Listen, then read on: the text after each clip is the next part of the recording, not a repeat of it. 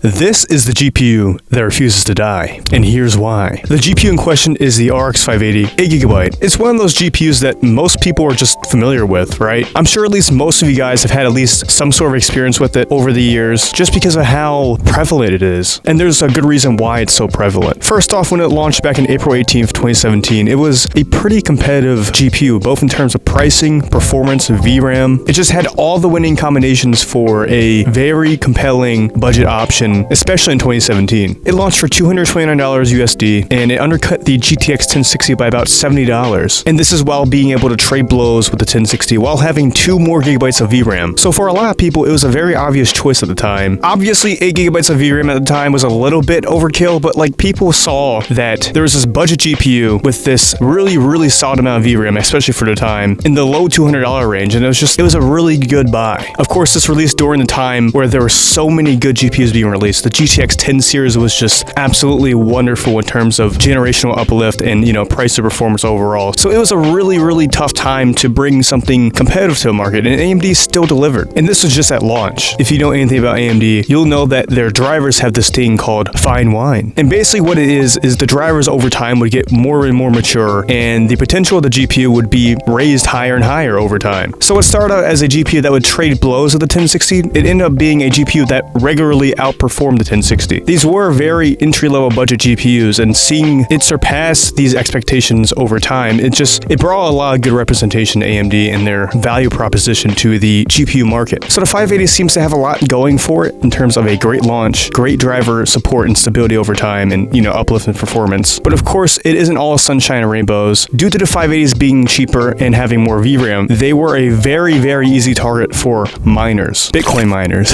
We had like a mini mining boom back in like 2017. GPU prices temporarily went up, which did affect the 580 to a degree, but I would argue the biggest damage that was done to the 580 was around 2019 to 2021. The prices these GPUs were going for, it was just insane. The peak of the RX 580 was around like $500 average sale price used. So it's like, holy crap. Now, obviously the 580 wasn't the only GPU that was affected. Every GPU was affected by this, but I do believe the 580 was disproportionately affected, mainly because of its value proposition and its VRAM. Now, despite its price being very heavily affected by the mining boom, the 580's legacy still stayed intact. After the Bitcoin miners were done with their GPUs, they resold them on the used market. This saw a flood of 580s just kind of pour into the market. And obviously they weren't being sold for $500 anymore. No one was going to buy it for that price. This saw a resurgence in the use of 580s in very budget gaming machines, mainly because it still had that very solid amount, the 8 gigabytes of VRAM. It was very solid to have, especially in the early 2020s. VRAM was becoming way more important to have for gaming, and the 1060, the 6 gigabyte VRAM buffer was fine, but it was starting to show its age. So that just further solidified the place in the value market that the 580 had, and it continued to be a very common choice for people who wanted a very cheap 1080p gaming card on a budget. Additionally, there weren't really any major budget offerings from either AMD or Nvidia. They were either too lackluster, cut too many corners, or they were just too expensive for the budget-conscious gamer to really even consider. So again, that also contributed to the 580 being a very common choice. Now, fast forward to today, 2025, how is the 580 in terms of the GPU market? Like, where does it sit at? I think it really has just become the cockroach of GPUs, because it just won't die. It won't go anywhere. The 580 continues to be such an appealing option for those who just need something that will play games at 1080p, like esports, indie games, even some light AAA games. It's still very possible with the RX 580. With technologies like FSR coming into play that are available to any GPU, really, it just keeps expanding the lifespan of the 580. And obviously people are saying, 8 gigabytes of VRAM is like very bare minimum nowadays, but that applies to GPUs released today. This is a GPU that released 8 years ago, and it still has what people consider to be the bare minimum. It's just hanging around.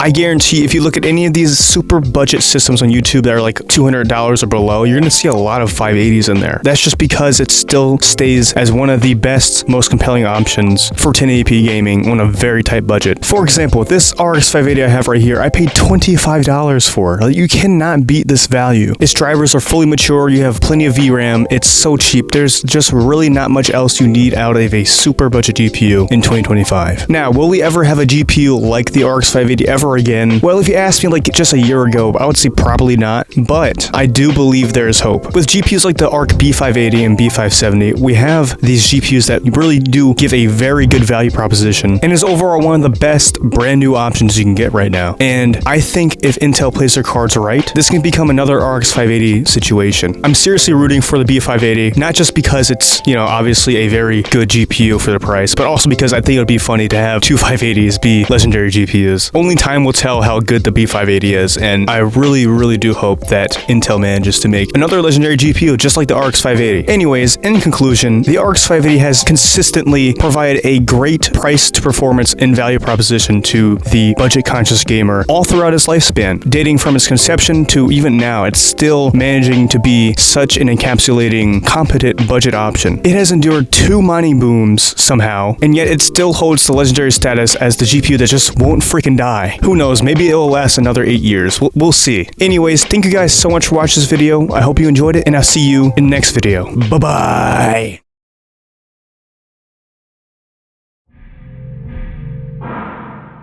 Thank you for watching.